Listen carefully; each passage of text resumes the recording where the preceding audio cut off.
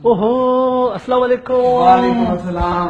सलमान साहब कैसे हैं आप? अल्लाह का शुक्र, आप सुनाएं। प्लीज प्लीज प्लीज बैठ जाओ। अच्छी किस्म की 2 कॉफियां और साथ में क्या लेंगे आप? कुछ बिस्किट वगैरह साथ में लो प्लीज। सर असल में वो क्या वो? क्या वो कहना क्या चाहते हैं आप? सर रमजान है और मेरी जान भी बनी हुई है, मैं बीमार हूँ। सर, रोजा है ना आज। और मुझे पता है रोजा है, मुझे चोट लगी हुई है। चोट? सर कहाँ? सलमान साहब चोट लगी है? हाँ चोट लगी है यार। और कुछ खुदा का खौफ करें, ऐसे खुद साख्ता बहानों से रमजान के अजर को जाया मत करें।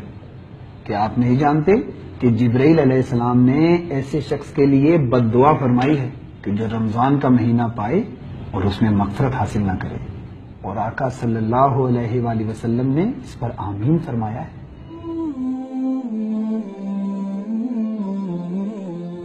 ए ईमान वालो, तुम पर रोजे फर्ज किए गए जिस तरह तुमसे पहले लोगों पर फर्ज किए गए थे, ताकि तुम परहेजगार बनो।